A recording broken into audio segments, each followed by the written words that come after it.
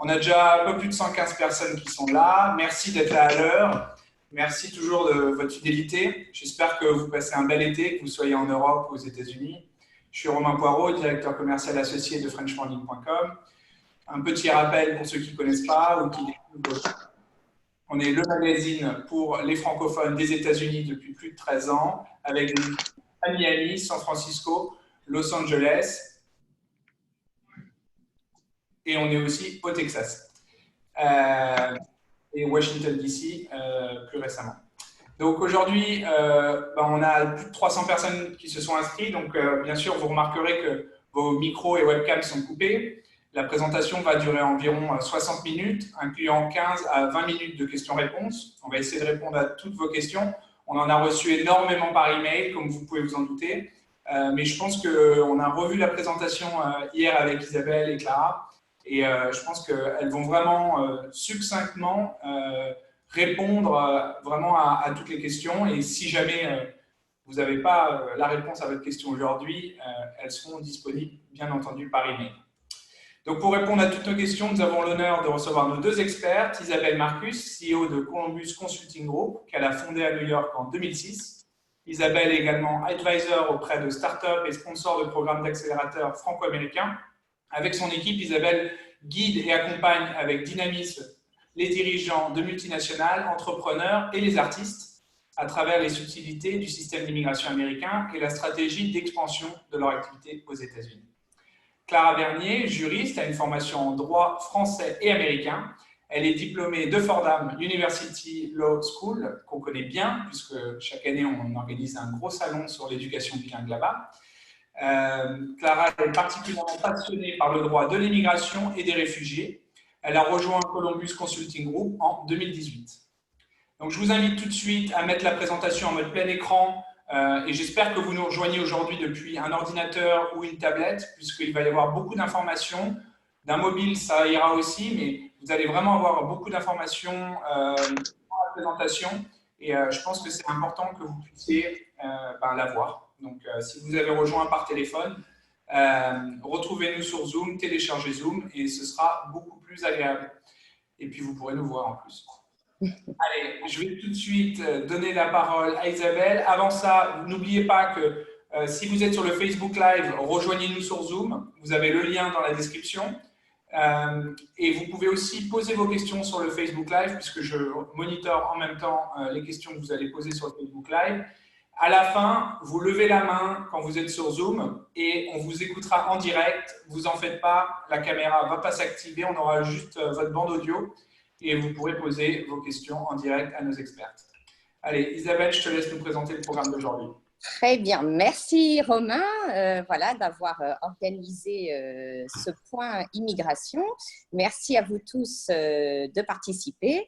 J'espère que nous allons pouvoir vous apporter des réponses à vos nombreuses questions aujourd'hui.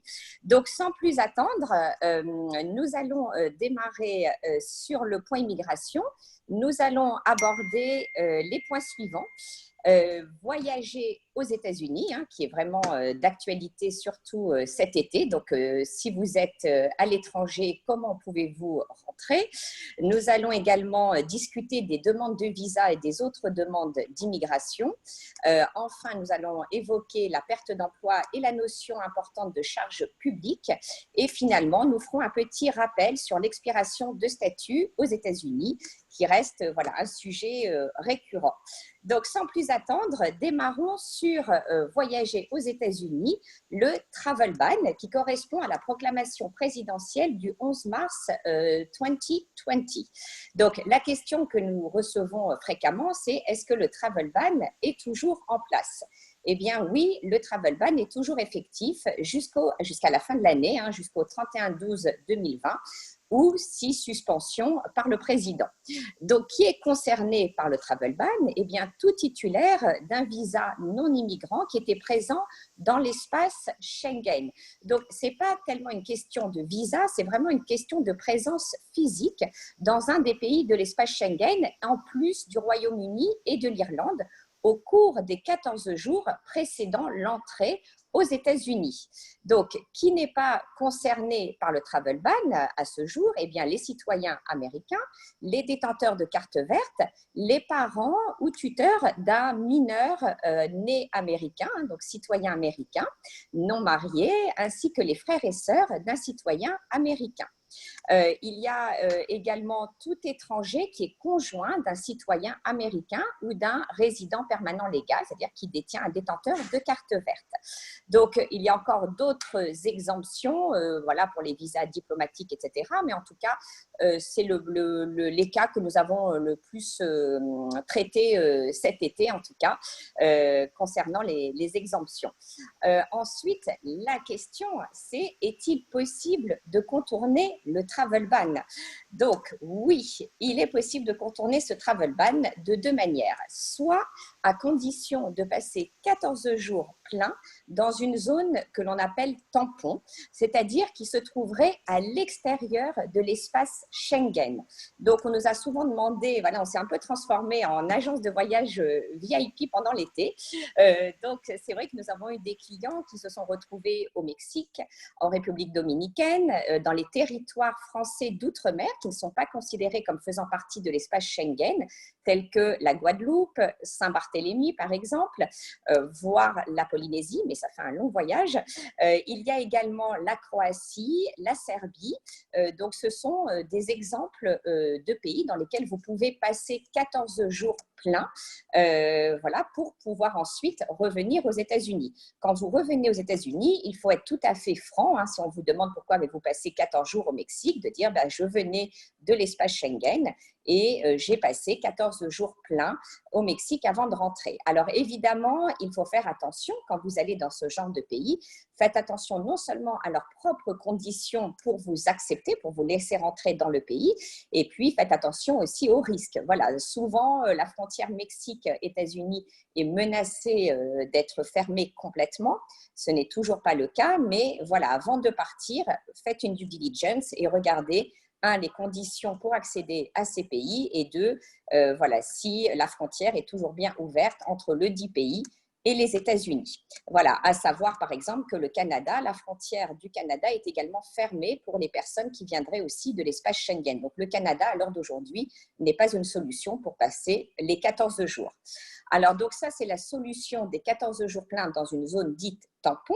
Et il y a également une nouveauté dont nous allons discuter en détail tout à l'heure, qui est l'exemption, donc qui vient d'une nouvelle proclamation. Et c'est une exemption qui va vous permettre de rentrer directement aux États-Unis sans passer 14 jours dans une zone tampon. Mais une fois encore, nous allons vous détailler en quoi consiste l'exemption et quelle est la procédure pour l'acquérir. Ensuite, nous allons évoquer avec Clara la suspension d'entrée de nouveaux non-immigrants. Oui, alors bonjour à tous, merci de vous joindre à nous aujourd'hui. Donc, pour rebondir voilà, sur ce qu'Isabelle a dit précédemment, il s'agit d'une autre proclamation présidentielle qui est arrivée un petit peu plus tard que le travel ban et voilà, qui même si est liée au travel ban n'a rien à voir puisque là, c'est vraiment pas une question de où vous vous trouvez, mais une question de statut. Donc, il y en a eu deux. Il y en a eu concernant les non-immigrants, donc en fait, voilà, les détenteurs de travail, et concernant aussi les immigrants, donc voilà, les demandeurs de carte verte. Donc, pour commencer, la proclamation présidentielle du 22 juin qui concerne les non-immigrants et notamment les visas H1B, H2B, H4, L1, L2, J1. Et en fait, l'idée avec cette proclamation, c'est d'interdire l'entrée voilà, la délivrance plutôt même de nouveaux visas à ces personnes qui se trouvent à l'heure actuelle non aux États-Unis et qui n'ont pas en fait encore de visa et qui font une demande de visa, voilà, ou qui n'ont pas également de permis de voyage. Et donc ne sont pas concernés en fait les ressortissants étrangers titulaires de visas américains ou d'autres documents de voyage valides, ni ceux déjà présents aux États-Unis à la date d'entrée en vigueur de la proclamation, donc au 22 juin. Cependant, attention, même si vous n'êtes pas concerné par cette proclamation, donc même si par exemple vous faites une demande de visa E, de visa O, etc., qui ne sont pas en fait dans cette proclamation, vous êtes toujours soumis cependant au travel ban qui est complètement différent. Et cette proclamation, c'est comme le travel ban. Pour le moment, elle est prévue de disparaître le 31 décembre 2020, sous condition, en fait, voilà, elle peut être, encore une fois, étendue par le président, mais pour le moment, c'est prévu voilà, de disparaître le 31 décembre. Voilà, donc ça c'était pour la proclamation des non-immigrants. Maintenant, concernant donc les immigrants, donc en fait les demandeurs de carte verte, ici on parle de demandeurs puisque en fait les détenteurs de carte verte, il n'y a pas voilà, ce travel ban pour eux puisqu'ils sont des permanent residents et peuvent rentrer directement. Mais pour les demandeurs en fait de nouveaux visas immigrants, justement, il y a une restriction en fait, et cette restriction concerne donc une personne qui se trouve en dehors des États-Unis à la date d'entrée en vigueur à la proclamation, n'a pas de visa immigrant valide à la date d'entrée en vigueur et ne possède pas de document de voyage officiel valide, c'est-à-dire advance parole, si vous êtes par exemple en adjustment of status et vous n'êtes pas aux États-Unis, ou re-entry permit, qui ne sont pas concernés, donc en fait les détenteurs d'un visa immigrant en ce moment même, qui est valide en fait à la date de la proclamation, donc au 23 avril, puisque cette proclamation date du 23 avril. Et donc, voilà, ne sont pas également concernés les détenteurs d'un document de voyage valide, donc advance parole encore une fois, ou re-entry permit. Et pour ce qui est en fait de la date, combien de temps va-t-elle durer cette proclamation, il en est de même des deux précédentes, c'est pour l'instant jusqu'au 31 décembre 2020, donc la fin de l'année. Et encore une fois, donc, il y a des exceptions avec ces nouvelles NIE, et on y vient de suite. Isabelle va vous l'introduire, et ça permet pour certaines personnes, immigrants ou non immigrants, justement de venir aux États-Unis et d'avoir un visa. Voilà, donc enfin, si on peut dire, une bonne nouvelle, voilà, au milieu de toutes ces proclamations qui ont été, somme toute, assez restrictives, l'exemption en question. Alors, ce n'est pas non plus si simple, ce n'est pas automatique, et on va voilà, vous expliquer en quoi ça consiste. Donc là, les seuls pour qui peuvent bénéficier de l'exemption sans en faire une demande, c'est-à-dire qui peuvent rentrer directement aux États-Unis, eh bien, ce sont les étudiants qui sont titulaires d'un visa F ou d'un visa M valide. Donc, eux peuvent rentrer directement aux États-Unis, pas besoin de passer non plus par une zone tampon, pas besoin de faire une demande d'exemption. Mais sinon, pour toutes les autres catégories de visa, eh bien, il faut prouver, en fait, donc cette exemption n'est pas automatique, il faut quand même la documenter, eh bien, il faut prouver que vous allez procurer un avantage économique substantiel à l'économie américaine. Donc, qui est concerné? Eh bien, nous avons les demandeurs, par exemple, de visa E. Donc, à savoir, et nous allons également le détailler un petit peu plus tard, que les entretiens, les interviews ont repris au consulat américain à Paris pour les visas E et qu'une fois, lors de l'entretien, le visa est approuvé, eh bien, l'exemption sera automatiquement apposée sur le visa, comme nous allons vous montrer tout à l'heure. Également, les demandeurs de visa B, H1B, H2B, J1, Academic Researcher, L1A, L1B, ainsi que les dépendants, eh bien, peuvent demander pour leur part un rendez-vous d'urgence au consulat, donc un expedite appointment, afin d'obtenir leur visa s'ils pensent qu'ils peuvent pouvoir bénéficier d'une NIE, donc du National Interest Exemption. Alors, nous allons vous détailler avec Clara chaque catégorie de visa. Donc, à commencer, Clara, par le visa H1B. Alors, juste, en fait, pour vous donner une petite idée, parce qu'en fait, voilà, il y a beaucoup de cas par cas, et ça tout dépend de la catégorie de visa et de la raison, mais on a sélectionné quelques catégories de visa pour vous donner une idée, en fait, de ce qui pourrait être accepté voilà, en tant que NIE, en tant que National Interest Exception.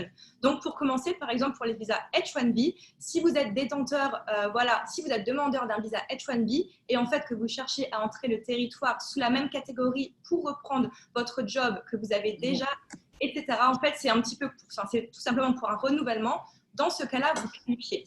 Il en est de même, en fait, si vous êtes, par exemple, un spécialiste technique, un cadre qui, justement, apporte un avantage économique à l'économie américaine et aussi, vous êtes un atout essentiel à l'entreprise américaine. Là, justement, vous risqueriez, en fait, de qualifier et de vous voir accorder une NIE. Attention, il faut bien retenir que c'est vraiment du cas par cas et qu'il n'y a aucune, voilà, il n'y a aucune certitude par rapport à, voilà, à la délivrance de la NIE, mais c'est un exemple pour les H1B. Il en est de même pour les visas L1A, L1B. Si en fait vous êtes un demandeur et que vous cherchez à entrer les États-Unis dans la même catégorie pour reprendre votre job que vous avez déjà continu, dans ce cas-là, vous risquez également de qualifier et de l'avoir justement de voir accorder cette NIE. Et également, donc ça c'est voilà, des exemples pour les visas non immigrants. Et pour ce qui est des demandeurs justement de carte verte, on a aussi un exemple voilà, qui est celui qui revient le plus. C'est celui en fait voilà, d'un immigrant qui a déjà en fait le statut voilà, d'immigrant et dont le statut va expirer avant le 31 décembre 2020 ou dans les 2 semaines suivant l'expiration de la proclamation. Et donc pour ces personnes, justement, elles pourraient également se voir accorder une NIE pour justement leur permettre de renouveler en fait leur visa immigrant et de ne pas être embêtées avec ces délais. Mais encore une fois, ce n'est pas exhaustif. Il faut juste regarder plus en détail pour chaque catégorie de visa sur le site du gouvernement et vous aurez toutes les informations. En général, ils le mettent un petit peu à jour et nous, on essaie aussi au maximum de vous tenir informés, bien évidemment, des dernières nouvelles. Tout à fait. Et donc, juste pour compléter, voilà, on rappelle une fois encore que les époux, épouses, voilà, de détenteurs de visas valides, qui eux-mêmes aussi ont un visa valide, eh bien, peuvent aussi bénéficier de cette demande d'exemption. Voilà, et nous allons discuter de ce fait, de la procédure, en fait. Comment fait-on pour obtenir cette exemption? Donc, si vous êtes déjà titulaire d'un visa non immigrant, valide, d'accord? Eh bien, il faut que nous envoyions, il faut soumettre une demande auprès du consulat américain à Paris en apportant des pièces et des informations justificatives. Et une décision sera alors rendue par le consulat sous 1 semaine environ. Donc ça vaut également si vous êtes une fois encore le conjoint d'un détenteur de visa valide et que vous avez vous-même votre visa valide, vous voulez rejoindre votre époux qui est basé aux États-Unis, qui vous attend et que voilà, vous avez été coincé ces derniers mois dans un des pays de l'espace Schengen, en France par exemple. Il y a aussi le cas pour les demandeurs de visa. Donc, à l'exception des visas E pour lesquels, en effet, l'exemption sera approuvée en même temps que le visa E lors de l'entretien du visa, eh bien, pour tous les autres demandeurs d'un visa, eh bien, il faut d'abord être approuvé pour une demande de rendez-vous d'urgence, donc le Expedite Appointment, et une décision finale concernant l'éligibilité au visa vous sera voilà, accordée également au moment de l'entretien du visa. Donc, attention, cette exemption, demande d'exemption ne peut être faite que si vous êtes en France, par exemple, si vous êtes à l'extérieur des États-Unis. Donc, il ne faut pas penser, c'est vraiment une espèce de passe pour vous débloquer, en fait, une fois pour un seul voyage aux États-Unis et qui doit être utilisé dans les 30 jours à partir de la date de l'obtention de la dite exemption. Donc, voilà, ne pensez pas ça comme une facilité, c'est vraiment une démarche que l'on doit faire à chaque fois, faire cette demande et une fois encore, ce ne sera valable que pour un seul voyage, en fait, pour vous permettre de rentrer tout simplement aux États-Unis. Donc, nous pouvons… dire sur ça, juste 2 petites choses. En fait, voilà, pour compléter ce qu'Isabelle disait, il s'agit vraiment, en fait, le nom de cette exemption, c'est National Interest Exception. Et donc, en fait, c'est vraiment un pass qui est dans l'intérêt de la nation, dans l'intérêt des États-Unis. C'est pas, en fait, dans votre intérêt, malheureusement. Voilà, c'est pour permettre aux gens vraiment qui sont très importants aux États-Unis et aux entreprises de rentrer. Donc, c'est pour ça qu'on ne peut pas faire en fait la demande des États-Unis. Ce n'est pas l'idée d'organiser un voyage et de revenir facilement. C'est vraiment pour permettre à ceux bloqués qui sont essentiels à l'économie américaine de revenir. Donc, ça ne veut pas dire que c'est une seule fois et après c'est tout. Il n'y a pas, voilà, sur le papier, il n'y a pas de limite pour la demande. Cependant, voilà, il ne faut pas en abuser. Une fois, c'est très bien, voilà, c'est accordé. Si jamais vous devez repartir en France pour quelque chose d'important et revenir, c'est possible d'avoir une deuxième NIE, mais il n'y a pas de certitude. En fait, l'idée, c'est pas d'en abuser, c'est vraiment, en fait, voilà, dans l'intérêt, encore une fois, de la nation. Voilà, et pour vous débloquer, et tout à fait, et les conjoints également. Oui, tout à fait. Donc, nous avons quelques photos, d'ailleurs. Voilà, alors du coup, pour vous donner une idée, donc ça, c'est un visa qui a été voilà, approuvé, un visa E2, et vous pouvez voir donc la mention NIE under PP on novel coronavirus. Donc voilà, c'est tout nouveau et en fait, c'est voilà, ce qui le annote sur le visa quand c'est accordé en même temps. Et pour vous donner aussi une idée, en fait, pour voilà, les détenteurs de visa, donc ça, c'est l'email en fait du consulat de Paris approuvant une NIE justement à une personne qui avait déjà, ici c'était un E2 dependent, voilà, et donc cette personne s'était vue accorder justement cette NIE pour rentrer aux États-Unis. Et vous voyez bien, voilà, dans l'email, en fait, ils disent bien, ayez votre passeport, voilà, vous n'avez pas besoin de grand-chose avec vous en voyageant, juste le passeport. C'est bien aussi d'imprimer l'email, de l'avoir avec vous, même si ce n'est pas obligatoire et c'est mentionné. Mais voilà, l'email ressemble à cela, donc ce n'est pas très grand et c'est vraiment, en fait, on vous dit prenez votre visa, visa, passeport et vous pouvez entrer sur le territoire américain. Voilà, donc ça, pour un conjoint, eh bien, peut retrouver son époux ou épouse aux États-Unis. Voilà. Je ne sais plus si on avait dit juste pour l'ordre d'idée, mais voilà, en général, ça prend une petite semaine. Voilà. Bon, on n'a pas vraiment de certitude de délai, mais voilà, l'idée c'est une semaine et voilà, on a en général une réponse. C'est ce que nous avons constaté, voilà, en général, tout à fait, dans les faits. Voilà, donc Isabelle, du coup, pour les demandes de visa et autres demandes d'immigration, je te laisse la parole. Voilà, tout à fait. Et puis, voilà, il y aura aussi, juste pour compléter, il y a beaucoup de questions au sujet de l'exemption. Donc, évidemment, nous répondrons à vos questions après la présentation. Donc, en effet, pour enchaîner sur les demandes de visa et les autres demandes d'immigration, eh bien, que se passe-t-il pour les demandes de visa depuis les États-Unis? Voilà, on entend beaucoup de choses, comme quoi tout est on hold et suspendu. Eh bien, non. Donc, les bureaux de l'USCIS ont rouvert, physiquement rouvert, ce qui permet en effet de pouvoir accéder aux entretiens de fin de carte verte, par exemple, de traiter toutes les demandes d'adjustment of status, de faire les demandes de permis de travail, de renouvellement de permis de travail et évidemment de pouvoir déposer les différentes demandes de visa non-immigrant et immigrant. Qu'en est-il des demandes de visa depuis l'étranger pour tout ce qui est consular processing? Eh bien, les consulats aussi ont progressivement rouvert, bien que ceux qui sont dans l'espace Schengen, eh bien, comme nous venons de le voir, ne sont ouverts que pour certaines catégories de visas qui rentreraient, par exemple, dans le cadre de la demande d'exemption, voilà, ou pour les visas E, comme nous venons de le voir. Donc, évidemment, ce sera dans ce cas-là, au cas par cas. Nous allons enchaîner sur une autre notion assez critique qui est la notion de charge publique et la notion aussi de perte d'emploi. Nous avons traité ce genre de problématiques voilà, malheureusement assez nombreuses en cette dernière période. Clara, si tu veux nous expliquer en effet comment ça se passe et quelles sont les possibilités. Oui. Alors, en fait, voilà, donc on voulait toucher voilà, un petit peu à ce sujet parce que même si voilà, ça se passe mieux en ce moment aux États-Unis, on est toujours en période de crise et donc on voulait vous rappeler voilà, que se passe-t-il en cas de perte d'emploi et avez-vous le droit en fait à une allocation chômage en tant que ressortissant étranger. Donc, premièrement, pouvez-vous rester sur le territoire américain si en fait vous perdez votre emploi en tant bien sûr que non-immigrant? Et donc, la réponse est oui. Il y a en fait un délai de grâce. Donc voilà, si vous perdez votre emploi, vous avez 60 jours, vous pouvez rester 60 jours sur le territoire américain. Donc cela vous permet voilà, peut-être en fait, voilà, de retrouver votre emploi si ça va mieux, de trouver un autre emploi et justement voilà, d'être sponsorisé, d'avoir un nouveau visa. Et donc dans ce cas-là, est-ce que vous pouvez faire une demande d'allocation chômage? Puisque cela est la question qui revient le plus souvent.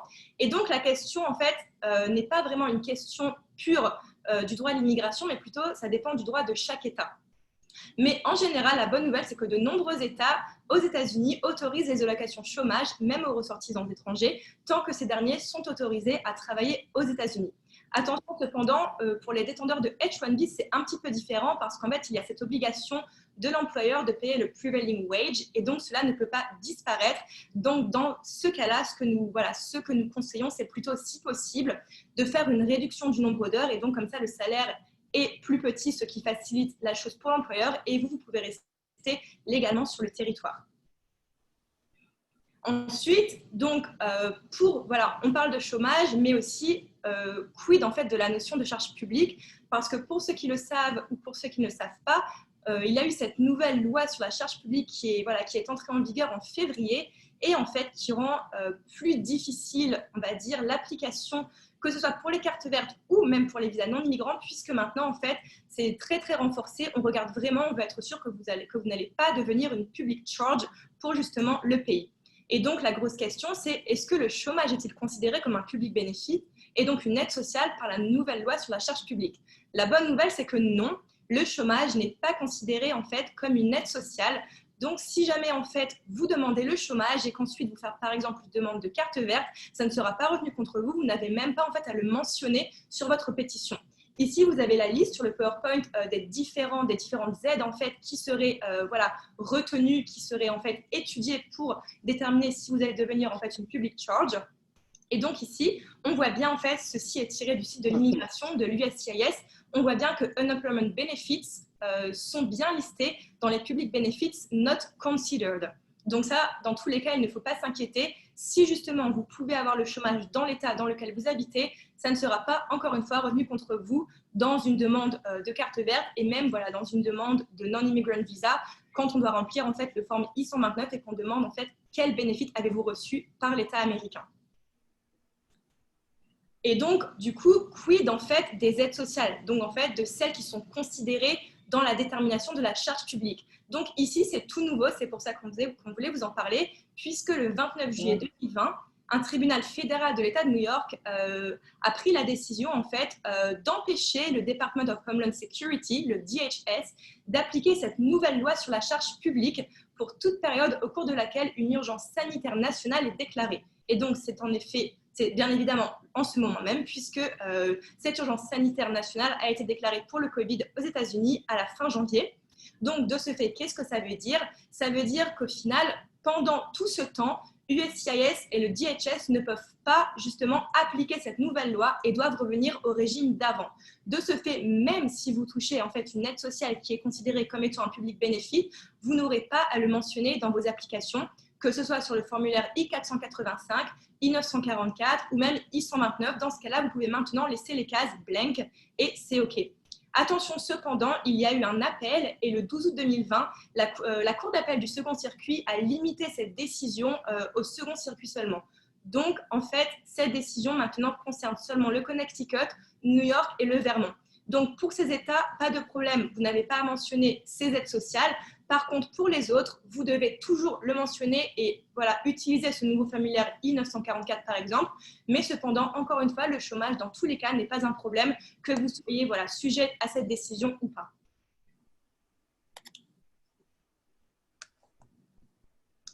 Donc voilà, Isabelle, veux-tu ajouter quelque chose ou voilà, sinon on va passer non, voilà, donc c'est toujours en pleine évolution, hein, donc voilà, entre les appels, donc on essaye de vous donner un petit peu les dernières nouveautés en termes d'immigration. Ça semble aussi un petit peu technique, évidemment, avec ces voilà, nombreuses références à des formulaires, mais en tout cas, voilà, on suit ça de très près une fois encore et on essaye voilà, de vous donner les dernières updates à ce sujet, mais je pense que c'est assez précis sur le terme de la charge publique et du chômage. Voilà, donc juste pour préciser peut-être que l'État de New York et l'État de Californie, en fait, ont accepté en effet de traiter les demandes d'unemployment pour les non-immigrants. Voilà, donc au moins si vous voulez deux références d'État et que vous vous trouvez dans ces États, sachez que vous pouvez faire cette demande d'unemployment auprès de la Californie et de l'État de New York. Donc voilà, nous allons aussi terminer sur cette notion de statut aux États-Unis avec le fameux I-94 dont vous trouverez le lien sur la présentation PowerPoint. C'est vrai que c'est un peu une problématique. En fait, on a l'impression qu'on peut rester aux États-Unis jusqu'à la date d'expiration de son visa. Or, il faut distinguer véritablement le visa, qui est votre titre de voyage, du I-94, qui est véritablement ce qui vous donne votre statut légal aux États-Unis. Vous en avez besoin quand vous allez renouveler ou demander votre driving license. Voilà, c'est ce qu'on va remplir aussi sur tous les formulaires d'immigration. C'est vraiment ce qui vous donne votre statut légal aux États-Unis. Donc, attention, il va de soi qu'il faut absolument contrôler. À chaque fois que vous rentrez aux États-Unis, vérifiez bien votre I-94. Il peut y avoir aussi des erreurs faites des fois au port of entry sur la catégorie de visa sur laquelle on vous laisse rentrer. Ou, voilà, donc soyez toujours vigilants et regardez toujours, soyez vigilants de ne pas dépasser la date de fin de votre I-94 qui, une fois encore, indique cette période pendant laquelle vous êtes autorisé à rester sur le territoire américain. Donc, si jamais vous ne pouvez pas ou vous ne souhaitez pas partir au-delà de la date indiquée de votre I-94 et que vous avez déjà un statut aux États-Unis dans le cadre d'un visa non-immigrant, par exemple, eh bien, il est possible de soumettre une demande d'extension, hein, c'est le formulaire I-539, avant la date d'expiration de votre I-94. Ou si vous ne pouviez pas soumettre cette demande d'extension à temps, eh bien, il serait impératif en fait de quitter le territoire américain à temps. En effet, toute personne qui passe plus de 180 jours, mais moins d'1 an sur le territoire américain, une fois que son statut a expiré, eh bien, devient inadmissible aux États-Unis pendant 3 ans. Et si une personne passe plus d'1 an sur le territoire américain, une fois que son statut a expiré, elle devient inadmissible aux États-Unis pendant 10 ans. Donc, il est impératif vraiment d'être très vigilant ou de soumettre cette demande d'extension à temps.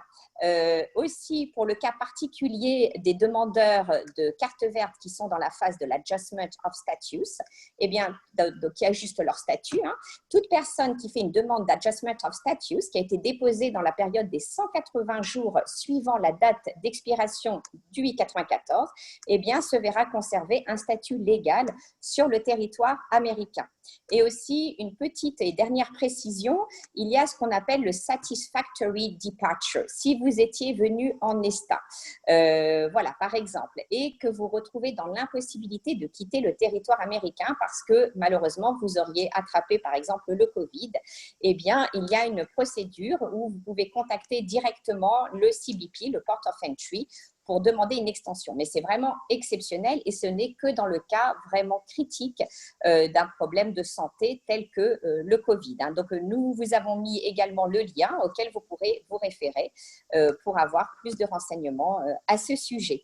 Donc, voilà, je crois que nous avons abordé voilà, la plupart des sujets. Merci de nous avoir écoutés. J'espère que vous avez pu suivre voilà, en détail voilà, le propos. Nous allons repasser voilà, l'antenne, si on peut dire, à Romain pour répondre à vos questions. Ok, super. Merci Isabelle, merci Clara. Je pense que ouais, c'était bien. On a tout vu en à peine 30 minutes, alors qu'on avait prévu 40, donc c'est super. Je pense qu'il y a aussi des gens qui nous ont rejoints en cours de route. On a reçu pas mal de questions dans le Q&A, on a reçu beaucoup de questions par email avant le webinaire. Isabelle et Clara ont bien reçu toutes vos questions par email, oui. Ceux qui nous les ont envoyées. Elles ont essayé d'intégrer toutes les réponses dans cette présentation. Je sais qu'il y a des gens qui ont raté certains slides, donc, mais n'hésitez pas. Là, on a du temps, donc on va essayer de répondre au maximum de questions. Je vais faire rapidement les 2 questions qui ont été écrites là. Et puis après, on va prendre les questions en direct de tout le monde. Donc, j'en fais 2 courtes. Et surtout, je vois que Clara, tu as coupé ton… Mais juste avant que tu le coupes, vous voyez des QR codes. Donc, je pense que maintenant, ça parle à tout le monde, les QR codes. Quand vous allez au restaurant pour le menu, et ben, c'est la même chose, sauf que là, vous avez rendez-vous avec Clara ou Isabelle ou quelqu'un de l'équipe. Voilà, exactement. Voilà. Et donc, vous pouvez directement prendre rendez-vous avec elle dans les prochains jours ou peut-être la semaine prochaine parce que je pense qu'elle a un agenda assez chargé. Mais voilà, donc c'est une solution pour les gens qui ont vraiment des cas très particuliers. Je pense qu'il faut une consultation plus développée. Voilà, on ne va pas pouvoir répondre dans les cas. On a reçu des cas très, très détaillés et très complexes par email, donc on ne va pas pouvoir tous les adresser aujourd'hui. Tout à fait.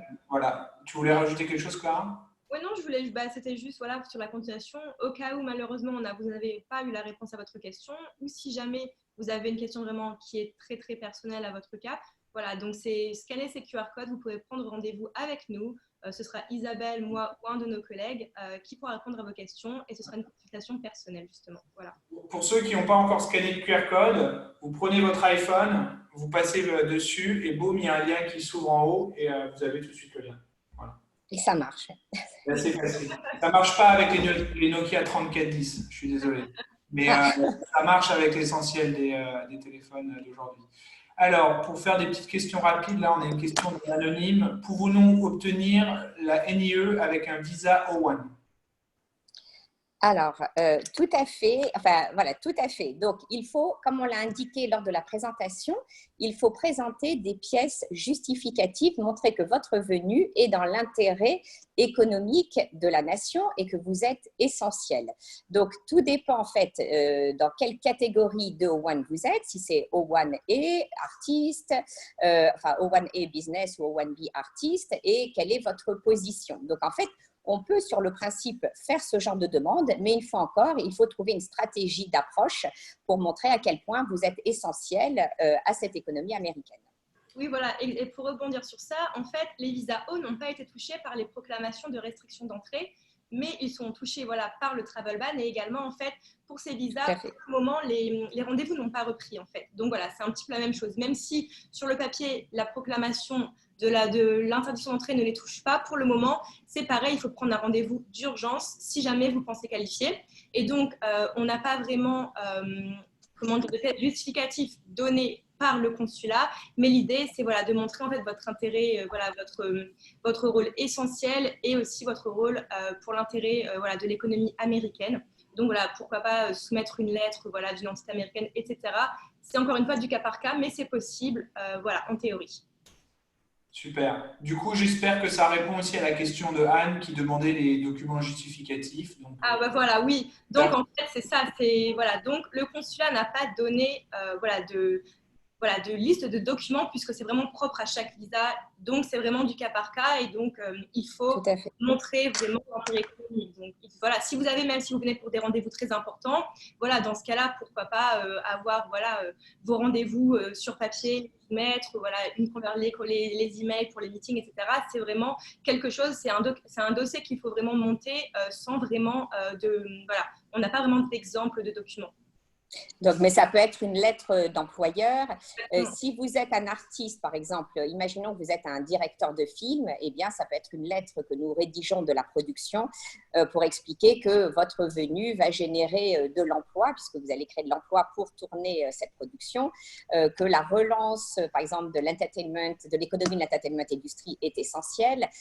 Pareil pour le business, pareil si vous êtes un investisseur, de montrer voilà, que vous venez générer un revenu pour l'économie américaine. Donc, en fait, c'est vrai qu'on va adapter les documents, en fait, selon votre position, évidemment. Si vous êtes un CEO, pour montrer que vous dirigez, c'est vous qui donnez la direction stratégique de l'entreprise, qui gérez les opérations et que vous êtes essentiel pour la création d'emplois et pour gérer ces équipes sur place.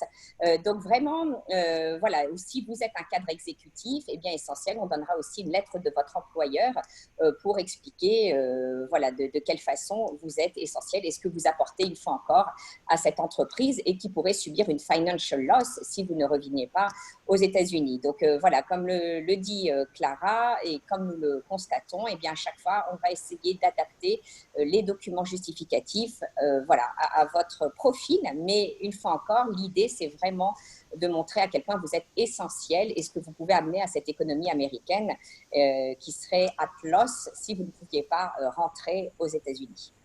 Okay. On a une question spéciale là d'un assez unique, enfin, je veux dire, on va dire ça touche une petite partie des gens. C'est un éditeur anonyme qui nous demande avec le visa de journaliste, est-ce qu'on peut rentrer, sortir du territoire en ce moment? Alors, Isabelle, vas-y. Non, vas-y, Clara. Ben voilà, donc c'est pareil pour les visas journalistes. Pour le moment, en fait, les interdits n'ont pas repris. En tout cas, au consulat de Paris. Après, voilà. Mais pour ceux qui l'ont déjà. Pour ceux qui l'ont déjà. Dans ce cas-là, il faut faire une demande en fait, voilà, de NIE. Et encore une fois, voilà, vous êtes détenteur de visa, mais il faut montrer l'intérêt économique. Voilà. Donc, voilà. Ils sont pas comme certaines catégories. Ils ne sont pas dans la diplomatiques qui ont encore le droit de rentrer ou de sortir. Non, non, là c'est vraiment. Là, du coup, ils ne sont pas touchés par la proclamation, voilà, qui vraiment dit jusqu'au 31, on ne délivre pas ces visas. Ils sont plus touchés en fait, par le fait que le consulat ne délivre pas et ne donne pas d'interview pour le moment pour ces visas. Mais par contre, ils peuvent tout à fait faire une demande de NIE et de montrer l'intérêt, voilà, encore une fois, économique de leur voyage. Ou passer, une fois encore, par une zone tampon aussi, une zone qui serait hors espace Schengen. Voilà, parce qu'en fait, s'ils sont en ce moment en France, eh bien, ils restent soumis au travel ban. Donc, soit ils peuvent passer 14 jours dans un pays, comme on l'a évoqué tout à l'heure, ou alors, en effet, faire une demande voilà, d'exemption. Voilà, Oui, pour ceux qui veulent faire une quatorzaine francophone, la Guadeloupe est une alternative, Saint-Martin. Oui, alors tout à fait. Donc, comme on l'a dit, les territoires d'outre-mer, la Guadeloupe, Saint-Martin, Saint-Barthélemy, voilà, ça semble très chic comme ça, mais en effet, on a des clients qui ont passé 14 jours pleins dans les territoires d'outre-mer, même la Polynésie, qui est assez lointain. Voilà, c'est fou de recommander voilà, de passer par les territoires, voilà, ce qui peut occasionner des frais, en effet, de devoir passer 14 jours, mais en effet, ça marche. Il faut juste voir, une fois encore, les conditions d'entrée, par exemple, des territoires d'outre-mer actuellement. Voilà, par rapport au test du Covid, est-ce que même acceptent, à un moment, ils avaient aussi fermé leurs frontières pour les gens qui venaient de métropole. Donc, il faut vraiment faire une due diligence avant, mais sur le principe, tout à fait, ça ne fait pas partie de l'espace Schengen. Alors, on a envie d'entendre un petit peu nos lecteurs. Je vais donner la parole à Christophe. Christophe, est-ce que tu es là? Tu as juste à activer ton micro. Je suis là et je pense que tu m'entends. C'est magnifique. Bon ok. Bonjour. Merci, merci Romain. Bonjour Isabelle et Clara. Bonjour. Et bravo Isabelle et Clara, parce que être aussi complet et clair en 30 minutes sur un sujet où on s'y perd tous depuis des mois et ça change continuellement. Un vrai grand bravo et merci. merci beaucoup. Merci. Ma question est la suivante. Elle s'adresse pour les résidents français qui ont un ESTA, donc pas de visa vraiment, mais plutôt une dispense de visa avec cet ESTA. Est-ce qu'ils peuvent entrer sur le territoire des États-Unis pour peu qu'ils soient passés effectivement par une zone tampon de 14 jours? C'est une bonne question parce que je crois qu'on l'a reçu une dizaine de fois. Oui, tout à fait. Alors, oui, s'ils sont dans une zone hors espace Schengen, maintenant, attention, par exemple, si vous vous rendez au Mexique, eh bien, normalement, la frontière entre le Mexique et les États-Unis dit qu'on peut laisser rentrer aux États-Unis les gens qui sont considérés comme essential.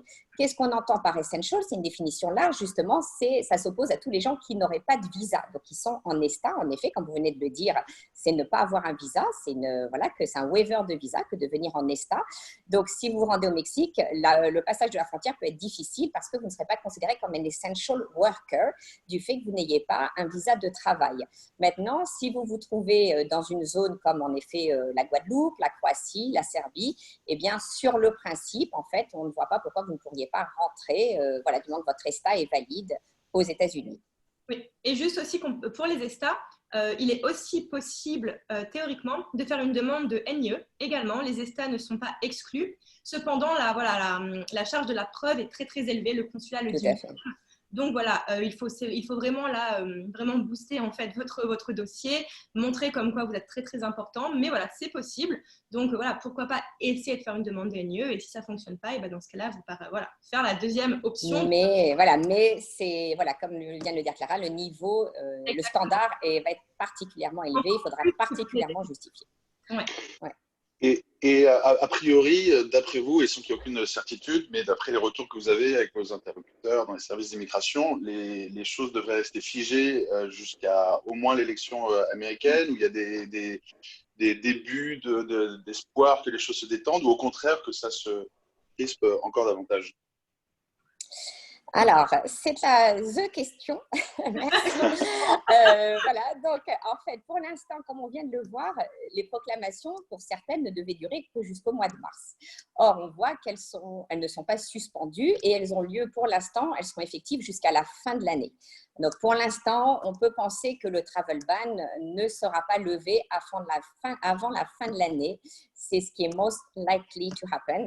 Voilà, que tout ça reste effectif jusqu'à la fin de l'année.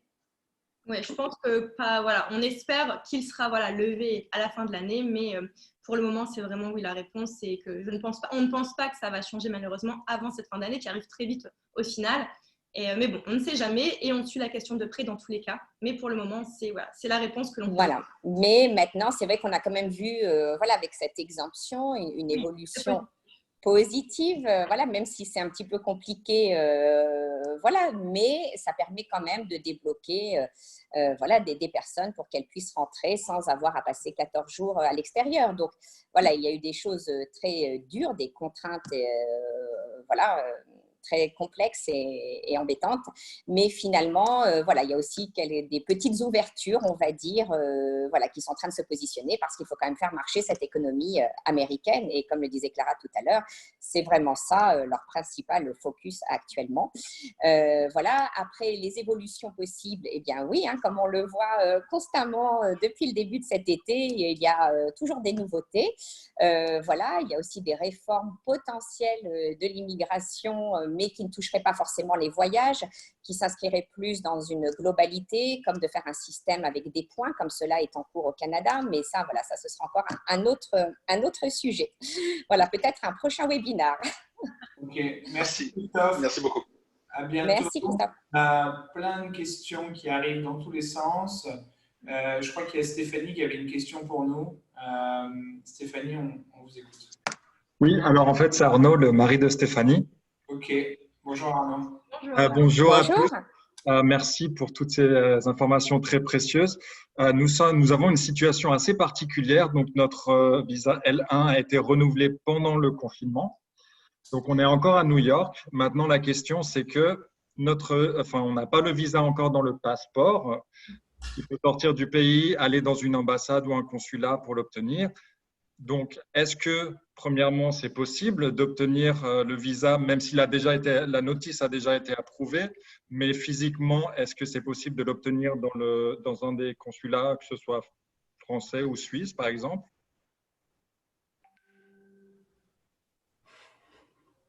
Oui, alors en effet, c'est comme ça reprend un peu les thèmes que nous avons abordés. Ça veut dire que si vous vous rendez actuellement dans un pays de l'espace Schengen, par exemple, et que vous prenez rendez-vous dans un de ces pays, eh bien, il faudra faire une demande d'expedite request, hein, de rendez-vous d'urgence, et d'expliquer en quoi eh bien, vous rentrez dans le cadre de cette exemption, vous qualifiez pour cette exemption. Donc voilà, si vous partez actuellement, eh bien sachez que voilà, comme le disait une fois encore, comme on le disait tout à l'heure, eh bien les consulats dans l'espace Schengen en tout cas sont fermés officiellement et ne sont ouverts que pour traiter voilà les demandes, soit à part les visas E évidemment, eh bien pour le cadre des visas L1, eh bien les demandes qui qualifient pour les personnes qui qualifient dans le cadre de cette demande d'exemption. Oui, exactement. Et pour rebondir sur ça, en fait, voilà, parce que les visas L, techniquement, sont soumis à la proclamation, justement, Tout à fait. Cependant, donc, vous pouvez en fait prendre un rendez-vous d'urgence. Et donc, dans un premier temps, il faut être accepté avec ce rendez-vous d'urgence. Et deuxièmement, une décision sera prise concernant votre éligibilité, voilà, le jour, justement, de l'entretien. Donc, c'est un petit peu two steps. Donc, c'est possible, mais encore une fois, voilà, la charge de la preuve est plus élevée puisque là, c'est un visa qui est considéré, en fait, voilà, qui est concerné par la proclamation. Mais c'est possible, voilà, pour vous et aussi pour tous les dependents de ce visa, donc pour les L2. Donc, c'est un peu la roulette russe. Un petit peu. En fait, il faut voir quel est, voilà, voilà, avant de partir, déjà, il faudrait voir voilà, votre profil, quel est votre poste.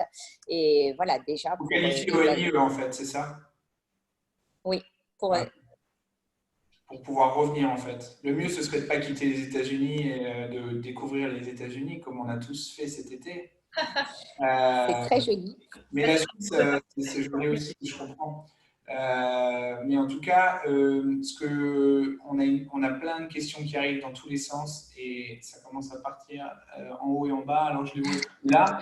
Il y a quelqu'un qui a posé une question, un auditeur anonyme qui était assez similaire. Est-ce que le détenteur du L2,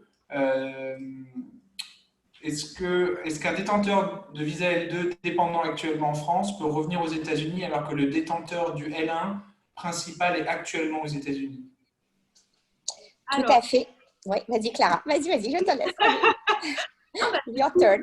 Donc, c'est possible, oui, puisque voilà, si votre conjoint L1 est aux États-Unis et que vous êtes un dependent en France, voilà, c'est possible de faire une demande de NIE, de rendez-vous d'urgence, et voilà, et normalement, vous serez accordé cet NIE pour rentrer Isabelle, vas-y, tu veux ajouter quelque chose? Oui, non, en fait, sauf si la personne a déjà un visa valide, auquel cas, voilà, il n'y a pas à faire de demande d'urgence, mais envoyer un email avec des Oui, voilà, documents exactement. Oui, c'est ça. circonstanciés. Exactement. Si la personne a son visa valide, en fait, voilà, l'idée c'est d'envoyer l'email, de faire la demande de NIE directement, en fait. Et voilà, et normalement, voilà, si c'est approuvé, c'est sous une semaine. Et après, vous pouvez y aller. Ça concernait l'email que nous a montré tout à l'heure avec l'acceptation justement pour le E2 Dependence. Mais ça serait voilà, les mêmes circonstances pour le L2, justement. Ok. Et aussi dans une complémentarité assez importante, est-ce qu'on doit, si on arrive à justifier le L1, est-ce qu'on doit aussi justifier que le dépendant est exceptionnel ou... On le fait en même temps, en fait. On joint à la demande du principal, en fait, on joint les conjoints. Ok, parfait. Peut-être que la question était si jamais le conjoint est déjà aux États-Unis et le L2 est en France. En fait, il y avait les deux questions. Il y avait les deux. Ouais. Ok. Je crois qu'il y a Nadia qui avait une question pour nous. Nadia. Yes, vous pouvez m'entendre? Oui, parfaitement. Oui, bonjour. Ouais, bonjour. J'avais une question parce que j'ai le H1B. Je suis ici aux États-Unis et ma femme est à Paris depuis 6 mois.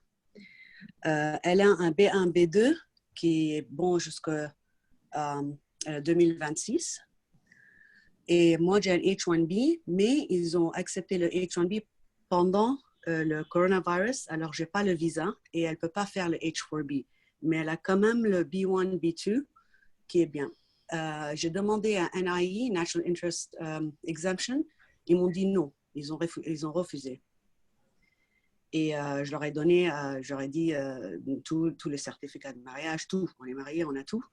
Et comme quoi, même mon médecin indique que comme j'ai un super problème de dos, j'ai besoin d'aide et j'ai personne avec moi. Et j'ai envoyé tout ça avec mes radios, j'ai tout envoyé. Ils ont refusé. Que faire? Ben, ça, on peut peut-être en parler après parce que c'est un cas vraiment spécifique. Donc ça, Nadia, je pense qu'on peut se contacter après le webinaire. Oui, là, c'est vraiment un gros cas par cas et du coup, ça demande plus de réflexion et du coup, une plus longue réponse. Voilà.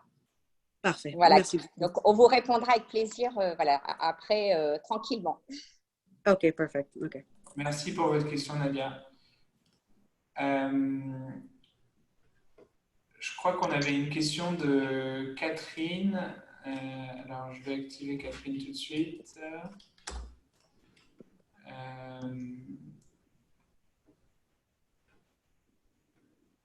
Catherine, on vous écoute.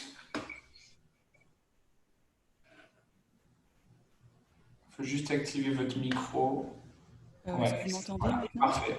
Oui. Oui, bonjour. En Bonjour, tout cas, Kat. merci pour votre présentation qui est, je crois que c'est la meilleure que j'ai vue jusqu'à présent. Merci. Sincèrement, vous êtes vraiment hyper complète, tellement détaillée et détaillante dans tout ce que vous dites. Vous maîtrisez vraiment votre sujet. Donc, vraiment, merci beaucoup. Alors, j'ai une question, je pense, qui va intéresser beaucoup de gens qui sont dans mon cas. Nous sommes E2. Et je pense que comme nous, il y a beaucoup de gens dont leur visa E2 va se terminer en 2021.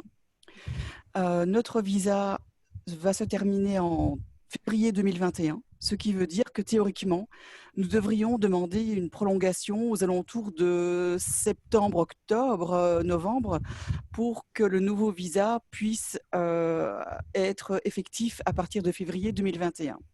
Donc aujourd'hui, ma question est-ce qu'il vaut mieux attendre, ne pas faire une demande de renouvellement de visa, mais rester aux États-Unis avec notre I-94 qui est valable pour nous jusqu'en 2022? Ou alors, vaut-il mieux quand même faire la demande de renouvellement pour février 2021, sachant que si le travel ban restera au-delà du 31 décembre 2020, quid aussi pour pouvoir rentrer si un NIE ne nous est pas accordé pour rentrer, sachant que nous avons une fille de 17 ans et qu'elle commencera sa première année d'université. D'accord, qui n'est pas née aux États-Unis, Non. D'accord. Non. D'accord. Alors, bon, en fait, il y a plusieurs options en l'espèce, en fait. Donc, soit, en effet, vous avez votre statut. Donc, c'est très bien voilà, d'avoir vérifié votre statut et de voir que vous avez vraiment du temps devant vous. Donc, la seule chose, c'est que si vous restez en I-94, mais que votre visa est expiré, eh bien, vous êtes, entre guillemets, coincé aux États-Unis. Ça veut dire que vous ne pourrez pas voyager à l'extérieur sans avoir, en effet, à resoumettre un dossier de renouvellement dans un des consulats à l'extérieur et avec la procédure qui s'ensuit. Maintenant, ce qui se passe pour les visas E, qui est quand même somme toute assez positif, c'est qu'en fait, on continue de soumettre des demandes de renouvellement pour les visas E et vous êtes convoqué à un entretien. Et lors de l'entretien, si votre visa E ou le renouvellement de votre visa E est approuvé, eh bien, vous recevez directement le visa avec la mention de l'exemption, comme vous l'avez vu sur, peut-être qu'on peut aussi le remontrer, Clara. Oui, je l'ai vu. Voilà, vous l'avez vu. Oui. Donc, en fait, vous avez plusieurs options, en effet. Soit vous n'êtes pas pressé de rentrer, vous n'avez pas de voyage ou d'impératif et vous dites, bon, je reste tranquillement aux États-Unis. Vous pouvez aussi renouveler votre visa E depuis les États-Unis auprès de l'USCIS. La seule problématique de faire ça, c'est que ça vous oblige souvent à faire 2 dossiers parce qu'en fait, c'est considéré comme une pré-approval. Donc, même si l'USCIS approuve votre renouvellement de visa E, dès lors que vous sortirez du territoire pour vous rendre à Paris, eh bien, il faut rebasculer un dossier en principe au consulat américain à Paris. Donc, voilà, vous avez l'option soit de rester aux États-Unis jusqu'à l'expiration, en effet, de votre I-94 si vous souhaitez voir comment ça se passe, mais au moins votre statut est toujours légal, mais avec la problématique si vous devez sortir du pays, ou alors de renouveler votre visa, voilà, si la société est toujours active, opérationnelle, enfin voilà, ou voilà, on ne connaît pas les spécificités de votre profil, mais en tout cas, il est possible à l'heure actuelle de soumettre des dossiers de visa E et d'être convoqué à un entretien. Et lors de l'entretien, eh bien, il vous attribue cette notion d'exemption. Oui. Donc, est-ce que ça répond à votre question ? Oui et non, oui, parce que j'ai une question complémentaire à la dernière phrase que vous venez de dire. Oui. Si justement notre visa sera renouvelé, oui ou non. Ça, c'est vraiment la grosse question que nous avons actuellement parce que notre entreprise est une entreprise de voyage. Nous sommes réceptifs, et nous avons une très grande agence de voyage. Nous étions 7 dans l'équipe, nous avons dû mettre au chômage toute notre équipe, ce qui veut dire que notre revenu 2020, que pour moi et mon mari, puisque nous travaillons dans la même entreprise, notre revenu 2020 sera 0, un gros 0. Ce qui veut dire qu'aujourd'hui, nous n'avons plus aucun revenu, nous n'avons pas demandé le chômage ni unemployment, puisque nous savons que l'unemployment, si nous le demandons, nous avons un risque de refus de renouvellement de visa E2. Donc, puisque lorsque vous recevez un visa E2, il est stipulé que vous ne serez pas à la charge de l'État. Donc, c'est la raison pour laquelle nous n'avons pas demandé le unemployment, mais surtout, les renouvellements de visa sont basés sur le résultat financier des 2 dernières années de l'entreprise. Oui, tout à fait. Donc, écoutez, ce qu'on peut faire, c'est pareil, discuter de la spécificité de votre cas à l'extérieur du webinaire, mais en effet, dans ce cas-là, il vaut mieux en effet essayer de gagner du temps sur place pour remettre sur pied votre entreprise. Et puisque vous avez la chance d'avoir un I-94 qui perdure au-delà de la date d'expiration de votre visa, eh bien en effet, si vous avez cette possibilité, sans avoir à quitter le territoire, eh bien, de remettre sur pied l'entreprise pour pouvoir présenter voilà, une entreprise avec un profil qui sera reparti, parce qu'évidemment, voilà, c'est tout à fait compréhensible dans l'industrie du voyage. Mais une fois encore, on pourra tout à fait voilà, discuter d'une stratégie ultérieurement. D'accord. Donc, si je comprends vos derniers mots, il n'y a pas d'excuse pour le Covid si le bilan de l'entreprise est 0. En fait, il y a une excuse si pendant cette période, en fait, vous avez dû licencier en effet ou mettre entre parenthèses l'activité où il n'y a pas généré de revenus, voilà, du fait même de votre activité dans les voyages, en effet.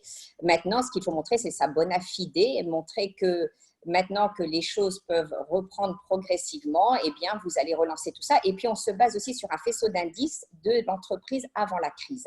Donc, ça, c'est quand même aussi important de le mentionner. C'est qu'on donne toujours les tax returns des précédentes années. Donc, on va aussi se baser là-dessus pour voir que votre entreprise, avant la crise Covid, était une société qui était active opérationnelle et puis montrer maintenant votre volonté de réactiver tout ça, de réengager des gens. Oui, d'accord. Voilà. D'accord. Mais de toute façon, on se contactera en dehors parce que j'ai encore pas mal de questions. Oui, avec plaisir. Oui, oui, tout à fait. Parce qu'une fois encore, c'est vrai que voilà, pour les spécificités, il faut prendre le temps d'en discuter et d'élaborer des stratégies. Merci Catherine. Mille merci. Vraiment, merci beaucoup. À très vite Catherine sur Merci. Donc, je voulais juste, parce qu'il y a énormément de gens qui ont posé des questions par écrit, on va reprendre des gens à l'oral, mais là j'ai noté quelques petites questions qui étaient intéressantes, notamment sur est-ce que quand on vient... Ah oui, voilà. Peut-on perdre son visa E2 si le NIE est refusé? Non. Absolument pas. Clara, vas-y, je te laisse répondre. Non, du coup, en fait, voilà, le NIE, ça vous permet en fait de rentrer direct. En fait, voilà, ça vous permet de rentrer directement. Laissez-passer, en fait, la traduction, on va dire.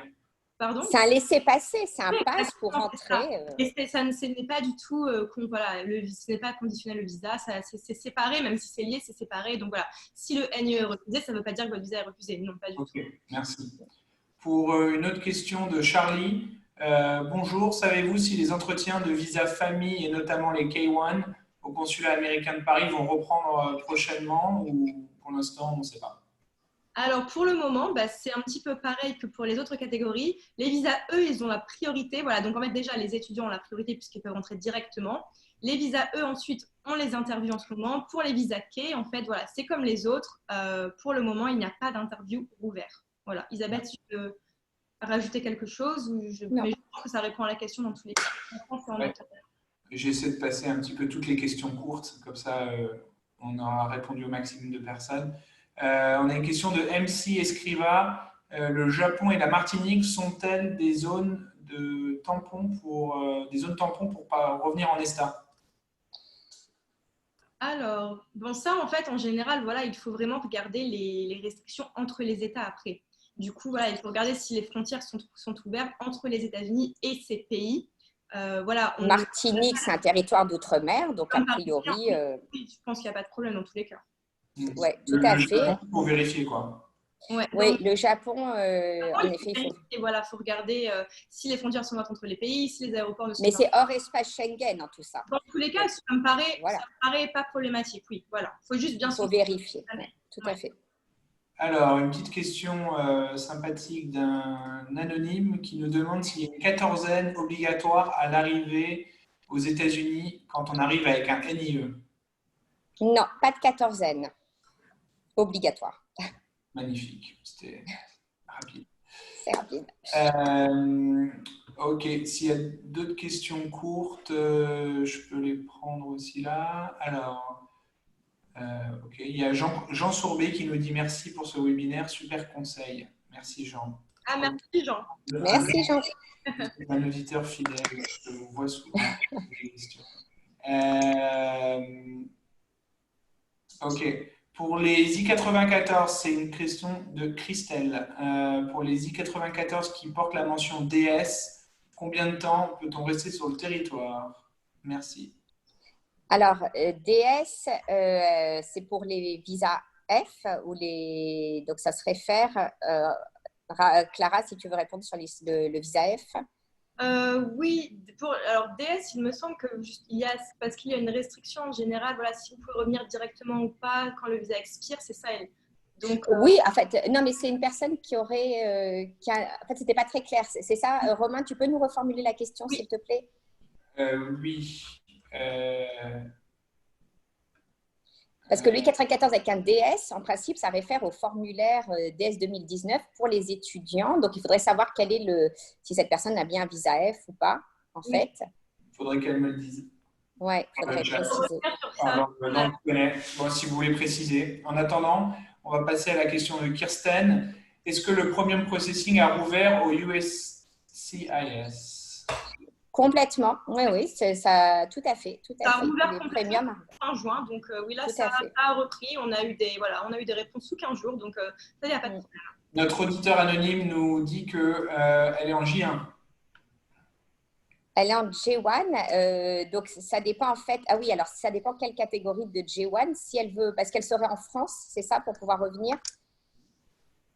Je ne sais pas, peut-être qu'elle peut vous contacter directement pour… Oui, en fait, tout dépend parce que pour l'instant, on peut faire des demandes d'exemption pour des J1 académiques et researchers, pas pour les autres types de J1. Maintenant, si elle passe par en Croatie 14 jours ou Serbie, encore une fois, dans un pays qui ne fait pas partie de l'espace Schengen, elle pourra rentrer du moment que son J1 et DS est toujours valide. On a une question intéressante là de Elodie. Bonjour, titulaire d'un visa E2, dépendant, comment justifier en tant que conjoint de l'intérêt économique? Je crois que vous avez déjà répondu, ça se file ensemble. Hein. Oui, en fait, voilà, il y a deux cas de figure. Soit le principal est aux États-Unis et auquel cas on envoie un email en demandant une exemption pour que le conjoint puisse rejoindre l'époux marié qui se trouve aux États-Unis. Voilà, ou sinon, si c'est une demande initiale, eh bien, on joindra les deux dans la demande initiale de visa E. Ils seront convoqués à un entretien, voilà, et l'exemption sera accordée à tous les deux. Oui, voilà, parce qu'en fait, l'idée, c'est que l'intérêt économique pour le détenteur… Pour le principal. Exactement. Et après, en fait, cela permet en fait aux dependents de le suivre, puisque voilà, on ne va pas séparer les familles. Voilà. Donc, c'est l'idée. Donc, si le conjoint est aux États-Unis, en fait, voilà, nous, on a fait une demande pour une E2 dependent et on a tout simplement expliqué que le conjoint était aux États-Unis. Pas besoin non plus de faire grand-chose dans ce cas-là, puisqu'en fait, l'idée, c'est de rassembler la famille. Et si le conjoint est aux États-Unis, voilà, il a été accepté dans tous les cas. Donc, voilà, on envoie le passeport en tout cas du conjoint. On voudra envoyer des documents, voilà, comme d'habitude, justificatifs. Ouais, voilà. Ouais. Ok. Parfait. On a Nadia qui nous dit merci pour votre temps et les précisions apportées, vraiment du fond du cœur. Merci pour votre professionnalisme. Merci Nadia, ça nous fait plaisir. Il y a Rémi qui fait un bon commentaire. Donc, si j'ai bien compris, passer 14 jours dans une zone tampon rend inutile l'obtention du NIE. Exact. Oui, en fait, vas-y Isabelle. Oui, en fait, c'est une option, c'est either or, en fait. C'est soit on peut passer 14 jours, on peut se permettre de passer 14 jours dans un pays hors espace Schengen, ou soit on ne le peut pas et on souhaite rentrer directement aux États-Unis, auquel cas, il n'y a pas d'autre solution que de demander un NIE. Hein, Clara, c'est tout. Oui, mais juste pour dire que, attention, ça, c'est dans le cas où vous êtes détenteur d'un visa. Voilà, si jamais vous n'êtes pas détenteur d'un visa, la NIE vous sert également justement à pouvoir avoir ce rendez-vous, ce expédite. Tout à fait. Voilà, donc tout à fait. D'un visa, là, dans ce cas-là, oui, c'est soit la 14e, soit la NIE. Par contre, si vous êtes dans l'attente de votre visa, là, il n'y a pas de choix. Vous pouvez pas, il n'y a pas de 14e parce que là, on parle vraiment de la proclamation qui interdit l'entrée. Donc, c'est vraiment différent. Et je crois que vous avez précisé avant que les NIE arrivent avec les nouveaux visas E2 en même temps. Exactement. Hein, oui, on a même montré voilà, la photo pour voir cette nouvelle, nouvelle annotation qui est directement tamponnée sur le visa. Ok. Donc, il y a Laetitia qui me dit qu'elle avait un problème de connexion, elle a tout raté. Mais Laetitia, j'ai une bonne nouvelle, Laetitia. Tout ça, c'est tout de suite après la fin de ce webinaire sur le compte Facebook de French Morning. Et bien sûr, l'intégralité sera en rediffusion dans la newsletter demain. Il y aura les contacts d'Isabelle, de Clara. Et je pense que si Clara, tu veux juste aussi remettre les QR codes, nous remontrer les QR codes pour les gens qui veulent avoir une consultation one-to-one. Voilà. S'il y a des gens à qui on n'a pas répondu à leurs questions, qui veulent lever la main, on a encore quelques minutes. Et c'est vrai que je repensais d'ailleurs à une des questions précédemment avec la conjointe qui était en France. Voilà, une des solutions, c'est en effet de passer 14 jours dans une zone extérieure à la France, parce que finalement, ce n'est pas le problème tant du visa que vraiment d'être physiquement présent, une fois encore, dans l'espace Schengen. Donc, si l'exemption ne marchait pas, eh bien, de passer, chercher à passer 14 jours. Voilà. 14, exactement. J'ai donné la main à Sylvie qui voulait poser une question. Sylvie, on vous écoute. Oui, bonjour. J'habite au lac Tahoe en Californie et je dois absolument rentrer pour m'occuper de mes parents très, très âgés en France. Et est-ce que les 72 heures d'obtention du test du virus sont toujours en vigueur? Voilà. ou le faire dans la région de San Francisco? Oui, alors voilà, donc c'est toujours en vigueur. Il y a un établissement qui est SF Color, qui est à Embarcadero à San Francisco. Mais là où vous pouvez vous renseigner, c'est auprès du consulat, de l'antenne consulaire de San Francisco, où ils ont tout à fait ce genre de renseignements pour vous, puisqu'en plus ils travaillent voilà, de pair aussi avec les compagnies aériennes comme Air France, et ils seront à même de vous donner des détails. Mais en effet, je crois que c'est une entité qui s'appelle Color quelque chose. Éventuellement, on pourra vous envoyer le nom. Mais voilà, je vous invite vraiment dans ce cas-là à vous rapprocher de l'antenne consulaire voilà, de San Francisco, parce qu'ils sont vraiment à même de vous dire comment rentrer aux États-Unis. Mais c'est possible, en fait, mais il faut prendre rendez-vous avant sur une interface. Et vous pouvez obtenir en effet les résultats du test, voilà, comme convenu dans les 72 heures avant. Mais oui, à notre connaissance, en effet, c'est toujours en vigueur. Ouais. Oui. Toujours. Est-ce qu'il faut des documents spéciaux en plus du résultat du virus pour voyager, pour rentrer en France? Normalement, je crois il me semble, Sylvie, qu'il y a un formulaire online à remplir aussi pour expliquer pourquoi vous devez rentrer. Bon, je crois que dans la pratique, c'est très peu regardé, voilà. Mais en effet, il y a un formulaire. Mais écoutez, une fois encore, sinon, je pourrais transmettre à Romain le contact au consulat, voilà, qui pourra vous aiguiller et répondre à ce genre de questions. Ils répondent vraiment à toutes ces problématiques, voilà, tout cet été. Donc là, ils ont vraiment tous les renseignements pour vous sur comment rentrer en France. Si vous ne trouvez pas le contact, Sylvie, vous allez, on vous le donnera. Vous allez sur French Morning. On a fait un article, toutes les semaines, on fait des articles un peu sur les nouveaux centres de tests et tout ça. Et on met aussi en référence les liens du consulat dans les articles. Donc, voilà. OK. Très bien, je vous remercie beaucoup, c'est super. Bon courage à vous. Ouais. Merci. Le consulat, Sylvie, vous met une liste des établissements qui font le test, parce que c'est un test spécial. Voilà, ce n'est pas tous les établissements qui font ce test. Et il vous donne aussi. C'est le PCR test. Exactement, voilà. Et il vous donne aussi les horaires d'ouverture, etc. Donc voilà, c'est pour vous donner un petit peu de. Mais sinon, Romain, je pourrais te transmettre ce color, SF color. Voilà, je pourrais rechercher et vous l'indiquer sinon. Merci. Oh, ça serait super. Merci beaucoup. Allez, à bientôt. Vous êtes formidables tous les trois. Merci. Merci. Bonne chance. À bientôt. Merci. On a une question de Julien.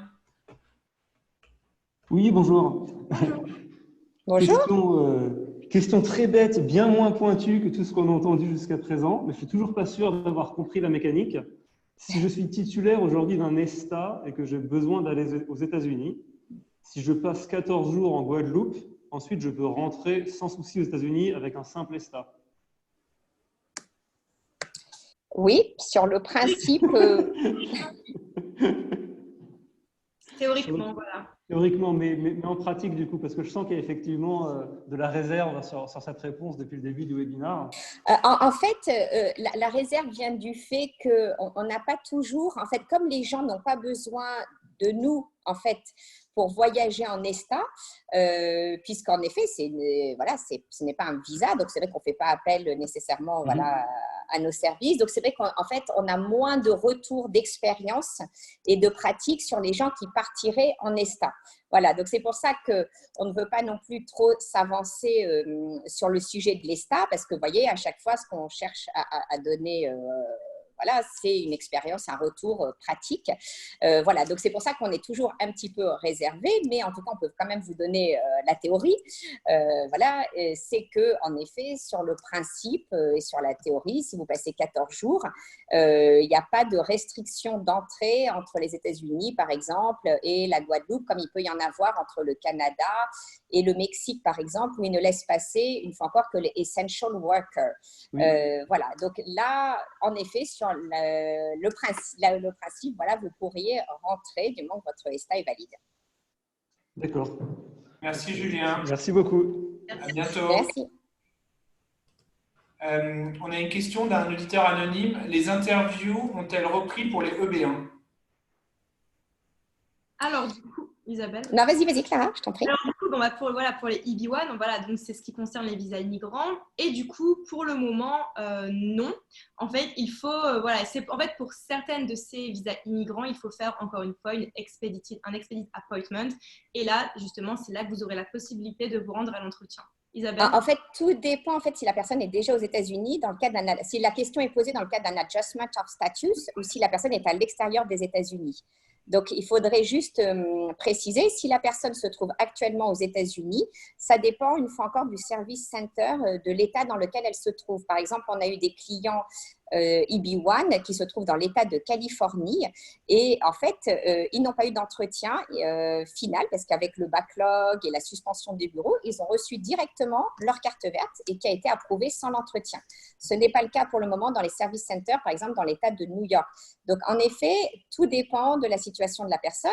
Comme le dit Clara, soit c'est une demande d'EB1 et c'est une procédure consulaire pour quelqu'un qui sera à l'extérieur du pays, auquel cas, en effet, c'est exactement ce que tu précisais, où la personne est en train d'ajuster son statut depuis les États-Unis.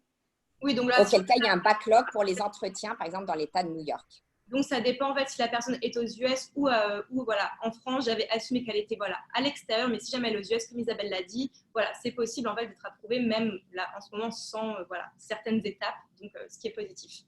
Dans certains États comme la Californie, mais pas l'État de New York où il y a un certain backlog. Ouais, donc il faut attendre.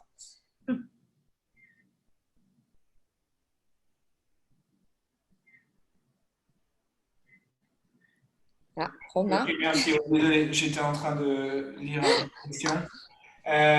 Ok, on va bientôt finir, mais je voulais donner quand même encore la parole à quelques personnes parce qu'il y a vraiment beaucoup de gens qui ont des questions. Alors, je crois que Olivier avait une question pour nous.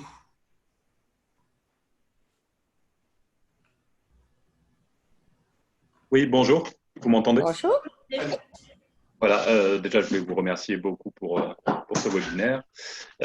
J'ai raté le début, donc j'espère que ma question n'a pas encore été évoquée, mais je suis actuellement à H1B aux États-Unis, mais il se termine début octobre. Ma femme a aussi un H1B, mais qui va durer jusqu'en juin 2021. Est-ce que vous pensez que je peux rentrer en France pour obtenir un H4 au consulat et ensuite revenir, mais ça, en passant par la Guadeloupe, ça semble possible. Mais est-ce que vous pensez que je pourrais avoir un rendez-vous à Paris pour obtenir un H4? Clara, je te laisse répondre. Alors, du coup, pour les dependents, en fait, si c'est possible, encore une fois, ce serait possible de faire une demande de rendez-vous. Si c'est approuvé, après, c'est un petit peu plus technique. Parce que le principal n'a pas obtenu son visa H1B? Si son H1B se prolonge jusqu'en juin 2021. C'est le oui, mien donc qui en s'arrête. fait, c'est toujours le cas de dependent. Oui. Donc, si le principal détenteur du visa a un titre, un visa valide et un statut valide est actuellement aux États-Unis et que vous vous trouvez en France en tant que dependent, eh bien, en effet, on peut faire une demande d'exemption afin de vous permettre de repartir aux États-Unis et d'avoir… Vous n'avez pas eu d'entretien encore, c'est ça? Vous n'avez pas eu votre visa tamponné? Non, je suis encore en H1B. Je suis aux États-Unis d'ailleurs, mais donc D'accord. je pense rentrer. D'accord. Donc en fait, après il faudrait faire la demande d'expedite d'entretien. Mais vous avez fait un changement de statut aux États-Unis peut-être de H1B à H4? Pas encore.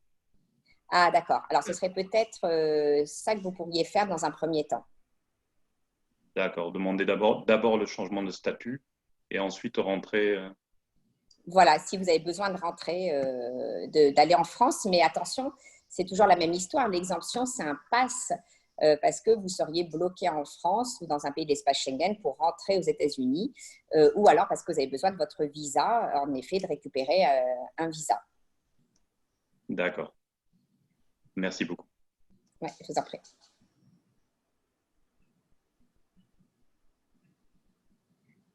Romain, J'étais en mute, pardon.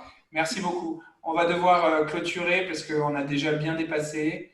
Il y a plein de questions. On a reçu 85 questions dans le live, enfin dans le Q&A. J'espère qu'on a répondu au maximum. Je suis désolé encore pour les gens avec qui avaient des questions supplémentaires. En tout cas, il y a beaucoup de questions que je vois dans le Q&A auxquelles on a déjà répondu. Donc, je vous invite aussi à juste re-regarder la présentation du début. Je pense que vous allez retrouver assez facilement réponse à votre question. Si vous avez d'autres questions, bien sûr, n'hésitez pas à contacter Clara et Isabelle. Est-ce que Clara, tu peux nous repartager quel QR code il faut flasher pour… Alors, est-ce que vous voyez l'écran là? Non. Non. Non. Ah, alors, je vais régler ça. Voilà, donc en gros, Clara, voilà, donc là, il y a 2 QR codes. Il suffit de scanner ce QR code et comme ça, vous pouvez prendre un rendez-vous avec l'équipe d'Isabelle dans les prochains jours si vous avez des cas particuliers. N'hésitez pas à leur écrire, vous allez recevoir aussi un email automatique qui vous permettra d'avoir les contacts aussi email et l'intégralité de la rediffusion de ce webinaire. Cet email va partir demain et si vous n'êtes pas encore abonné à la newsletter de French Morning, je vous invite à vous y abonner puisque c'est rempli de bons plans et d'histoires intéressantes pour les gens qui vivent aux États-Unis ou qui ont pour ambition d'y habiter un jour. Et voilà. J'ai plus qu'à vous remercier encore, Isabelle et Clara, et à vous donner rendez-vous le 4 septembre pour notre prochain webinaire sur le fameux 401K, ses avantages, ses inconvénients. Donc, je vous souhaite à tous une très bonne semaine. Merci Romain, merci à vous tous. Merci. Au revoir. À bientôt.